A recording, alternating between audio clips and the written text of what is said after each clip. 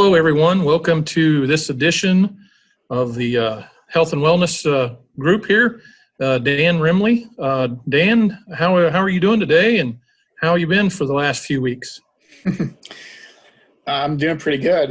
Trying to stay cool in my bunker down in the basement where I work. So not too bad. It's kind of it's cool down here, and then I go outside, and it's sort of a shock to my system how hot it is. Yeah, it's definitely hot this week. It's supposed to be near record temperatures. Mid-90s today, yeah. Yeah. And with that, Dan, you're going to be talking about how to be safe in this summer and with all this heat. Is this what I understand? Yeah, we're going to talk about some summer safety tips. So hopefully you'll find it helpful.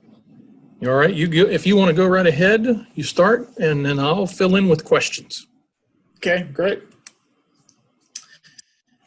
So I want to talk a little bit about some medical complication that's associated with this hot weather. And so you probably have heard of these. Heat stroke, which is probably the most severe complication. And then there's heat exhaustion and heat cramps. And so all of these problems are result from our bodies overheating. We don't have enough fluids in our body and possibly enough sodium to help us regulate our body temperatures. So our bodies have to work really hard to disperse heat to keep our bodies cool. The sweat takes a lot of energy, and we really have to take precautions. If we have to be out in the hot weather, especially if we're in one of these at-risk categories, if we're elderly, if we have young kids, if we have any type of chronic disease, we're on medications, we really have to be careful. So, if you do fit into one of these high-risk categories, then make sure that don't spend too much time out in the sun, especially between 10 and 3 when the sun is at its peak. And take precautions, drink plenty of fluids, that type of thing. But I do want people to be aware of these problems that impact thousands of Americans every summer, especially. So as I mentioned before, heat stroke is probably one of the most severe conditions, and this is when our bodies lose their ability to stay cool, and so we don't sweat, and basically our organs cook.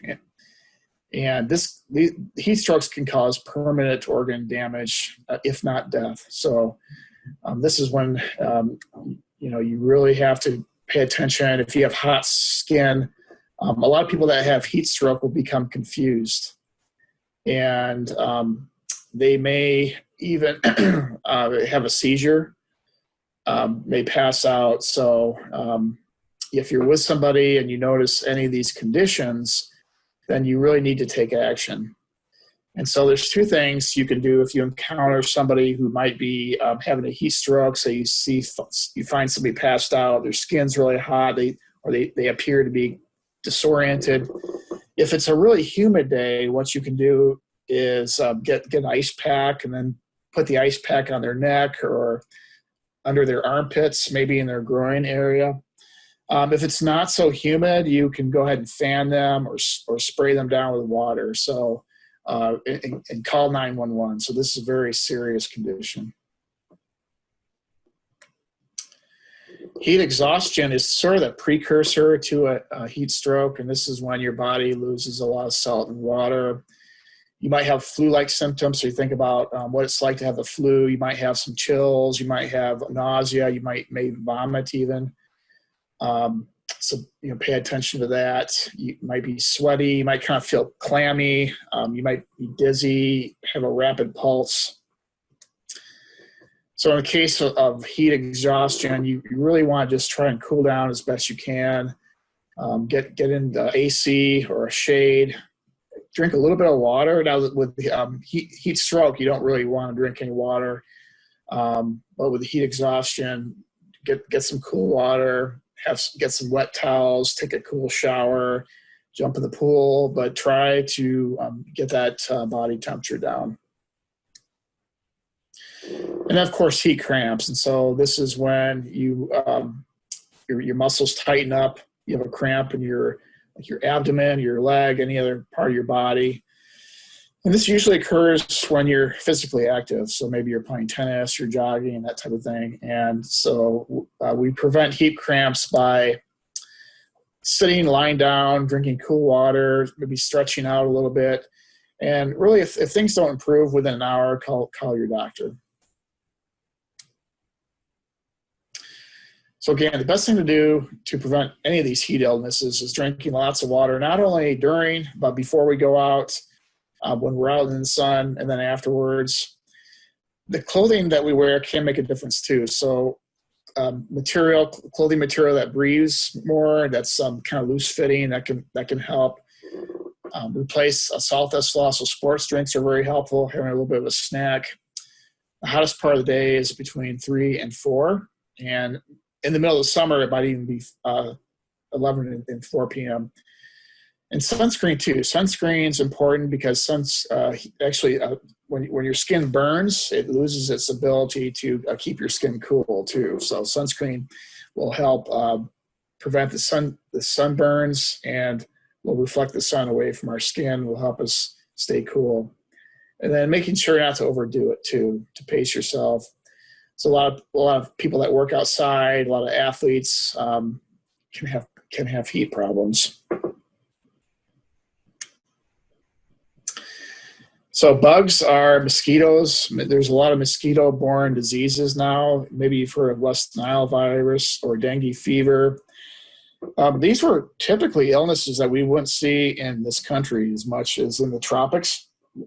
So we'd see them in the Caribbean, but now as we have climate change, our summers are hotter, our springs are hotter, our falls are hotter.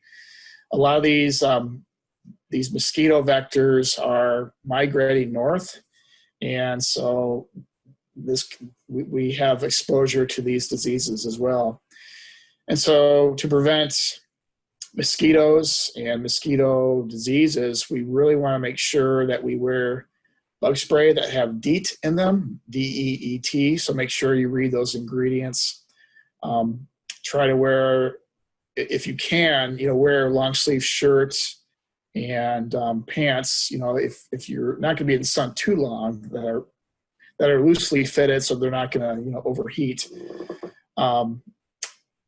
That's really important too. And another thing you can do to prevent mosquitoes, like in your backyard, is just to make sure there isn't standing water anywhere. So, if you have like buckets lying around, paint cans that are collecting stagnant water, that's where mosquitoes can breed. And so try to keep those places empty and clean and that type of thing. So fireworks, we just had the 4th, and so hopefully everybody didn't lose any fingers trying to light off fireworks in their hands. But fireworks cause about 10,000 injuries every year, and the important thing with fireworks is to follow the directions and don't use alcohol. Don't hold them unless they're sparklers. Make sure that you supervise your kids and that type of thing. So water safety is another issue. We have thousands of cases of drowning every year. It's the number 2 leading cause of death among ages 5 to 24. And I think the best thing to do with water is just make sure you have a buddy. Never a good idea to swim alone. Make sure there's somebody with you, or somebody can see you, or if you have kids, make sure that you're around. If you do happen to go up to the Great Lakes and swim, or the ocean, there are rip currents that can pull you out. And so if you're caught in a rip current, you don't want to try to fight the rip current. You want to try to swim parallel. I grew up in Lake Michigan, spent a lot of time on Lake Michigan, so this was always a danger. You're worried about where the rip currents. So swimming parallel to shore is the best thing to do to get out of the way of a rip current. So it's always make sure if you know your abilities. So if you haven't had swimming lessons, try and stay close to shore, that type of thing. I want to spend quite a bit of time talking about food safety and grilling and that type of thing. And so with grilling, always again, make sure that your grills are clean. Make sure you clean them often. And if kids are around, just make sure that they're supervised as well, because grills can get really hot. And so food safety is a big concern in the summertime, because when temperatures get really hot and food is left out and that type of thing, then you can have a lot of foodborne illness problems. And so there's a few things, just a few reminders and tips that I want to address when it comes to food safety, especially in the summertime. And first and foremost, hand washing is really, really important. If you're going to be out grilling or barbecuing and you're handling like raw chicken, you want to make sure that you wash your hands after handling that raw meat. And really, you should wash your hands before preparing food in general and after handling raw meat. And want to avoid cross-contamination. And so this includes like getting raw meat juices on cooked foods or ready-to-eat foods like salads and that type of thing. So that could include hand washing, but it could include, after you bring out your raw hamburger patties, you throw them on the grill, you want to make sure that you use a clean plate once they're cooked. Because if you use the same plate that you brought the raw meat on and you slap on that cooked food, you're contaminating your hamburgers. And so you just want to be very, very mindful of not cross-contaminating cooked foods and then ready-to-eat foods. If you're going to marinate meat, and I love marinated chicken, you really want to make sure that you marinate your meats in the refrigerator. So you don't want to marinate them at room temperature. Marinate them in the refrigerator a couple hours. Marination really adds a lot of flavor to your meat, but also can protect your meat from burning as well. And burnt meat is a carcinogen, so you do want to make sure you avoid burning meat. Now, one way you can avoid burning your meat is to check the temperature often. And so with hamburgers, which can be the most dangerous type of meat to consume, you really want to make sure that the meat cooks to about 155 degrees. Because if it doesn't reach that safe temperature, you could wind up with E. coli, and you don't want to wind up with E. coli. So you want to use a meat thermometer and check your hamburgers so that you know that they reach that safe internal temperature of 155 degrees. Big concern with chicken is salmonella. And so when you cook your chicken, you want it to be about 165 degrees. And you want to stick your thermometer in the thickest part of your meat and make sure the sensing area of the thermometer is immersed in the meat. So usually if you see a bimetallic thermometer, I'm just going to use I don't have one here, I'll use my pen as an example, and say there's like a dimple on this. You want to make sure that your whole sensing area from the tip to the dimple of the bimetallic is immersed in the meat. Steaks, you can usually cook steaks to 145 degrees, and that's the same with pork chops. But you can look those things up online. But when you have a thermometer, the good thing is that you know when your meat is done too. So it also can help you prevent. You can prevent it from overcooking too. Who likes dried meat, right? So steaks and chops, 145. Any type of ground like hamburger meat, 155. Any type of poultry and chicken, 165 degrees. So cooking is really, really important. If you have leftovers or you have food sitting out like on a picnic, if it's above 90 degrees, you don't really want it sitting out any more than 1 hour. If it's below 90, it can probably sit out for a couple hours. But the problem is when you have your food sitting out, it's flies get on it. It's also bacteria can grow pretty rapidly too, and so a lot of people can get really sick. If you're bringing cooked foods to like a picnic or something like that, you want to make sure those cooked foods are insulated. They stay above 145 degrees. if you're storing food, you want to make sure your coolers, your refrigerators, and that type of thing are 40 or below. And that's, again, to prevent bacterial growth and to keep your, to keep you healthy and your family's healthy. Okay.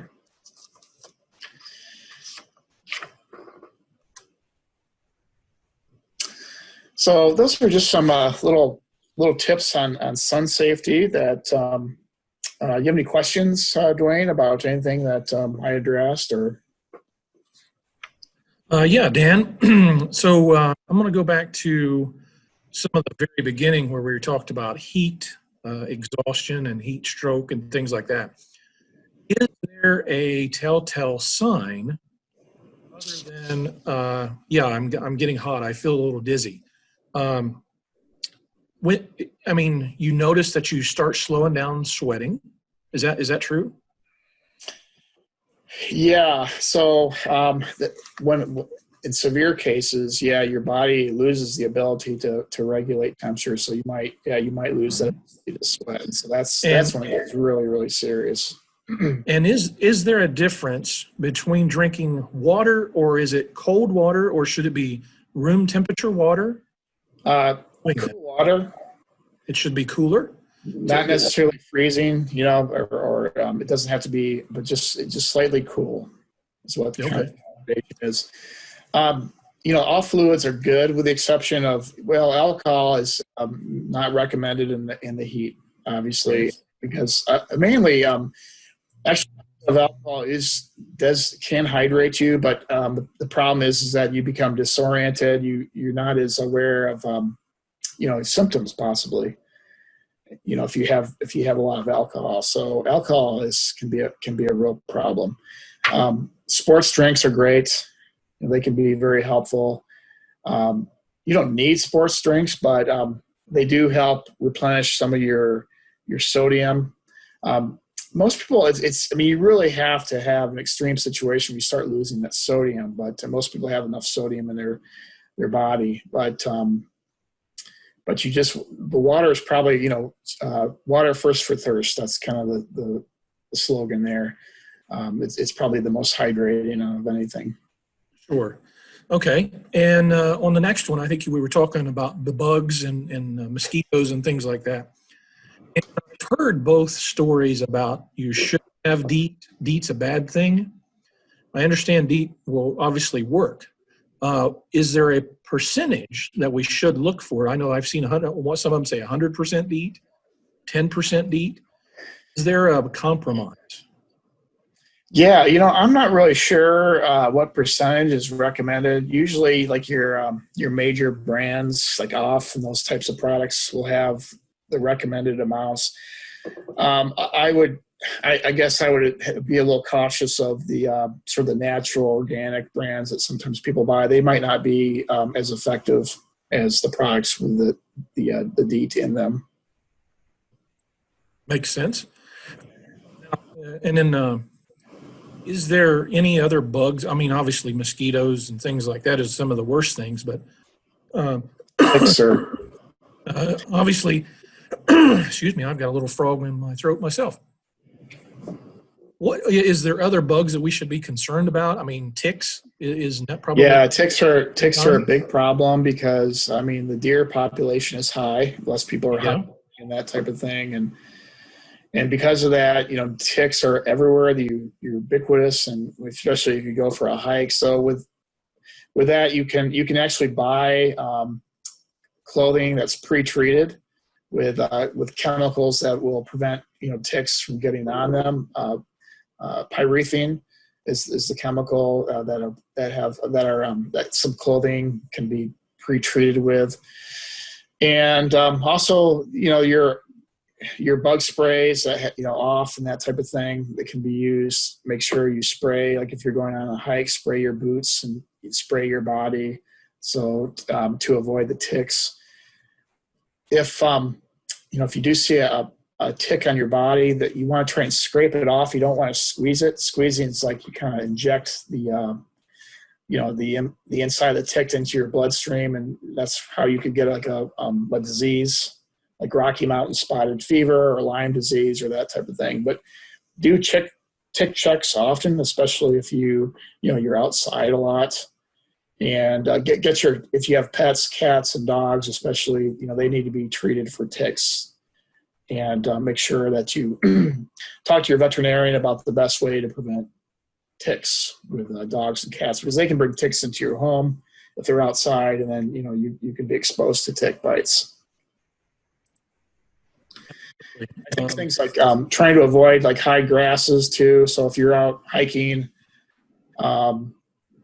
you want to make sure that you try and stay on the trails, try to avoid the high grasses and that type of thing. Absolutely. To move on to the next topic of it is you were talking about water, water and sunscreen and things like that. How often should a person apply sunscreen? That's a good question. Yeah, it's about if you're outside, it should be about every 2 hours. And so most people don't apply enough sunscreen.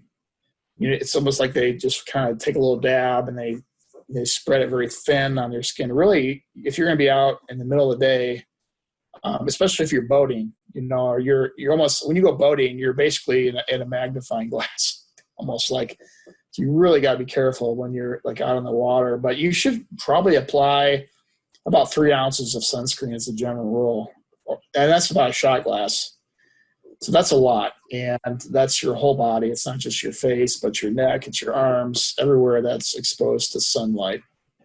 And I know there's different different levels of sunscreen. Is there one, like a 30 or a 50 or a 100? Yeah, it's stay with. Yeah, for 15 or higher is recommended. And after 15, it doesn't. I mean, your effectiveness, the 30 is more effective than a 15, obviously, but not a whole lot more. So as a general rule, you want to get about a 15 or higher sunscreen, SPF 15 or higher. And with sunscreen, especially, you want to apply, as I said, every 2 hours. Apply a lot, and don't skimp on the sunscreen if you're going to be outdoors. If you go in the water and then you towel off, you should reapply sunscreen as well. And another thing people probably don't realize is that darker color clothing is actually recommended in the sun because it absorbs the heat rather than reflects into your face too.